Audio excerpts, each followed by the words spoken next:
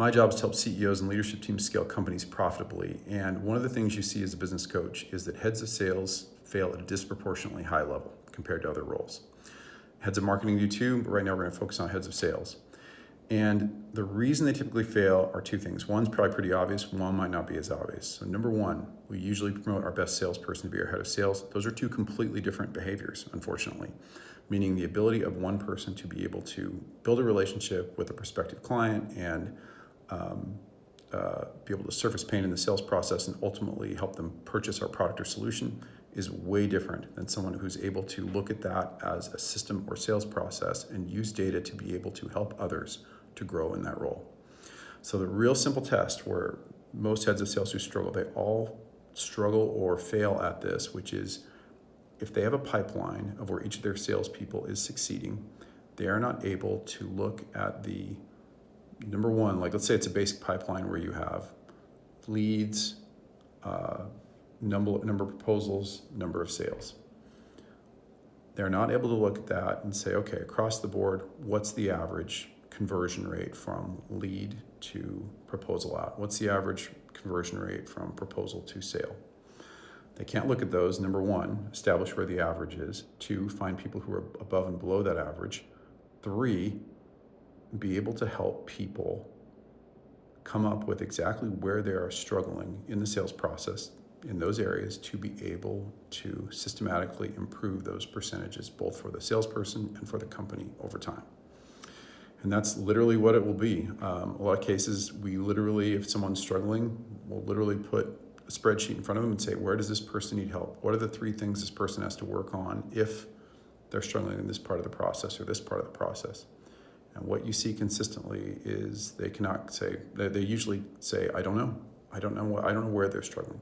It's not because they're a bad person. It's not because they aren't skilled or aren't capable. It usually is just in how people are built.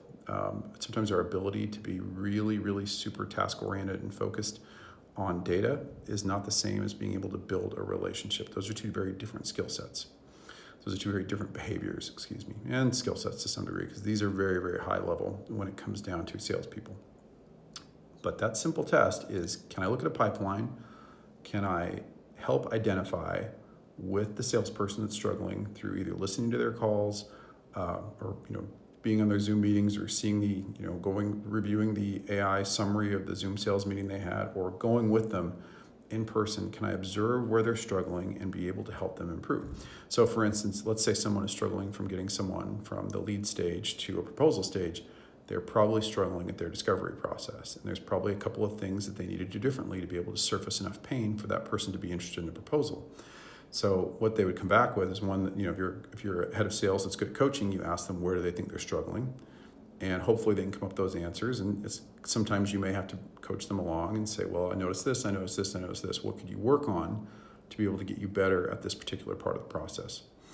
And that is exactly where they struggle. They just cannot get that deep using data as a backbone to be able to make people successful. Most heads of sales think their job is to go sit with someone and then give them feedback after the fact about how effective the sales process was. That is mildly helpful, but it is nowhere near as helpful as being able to back up that discussion with data.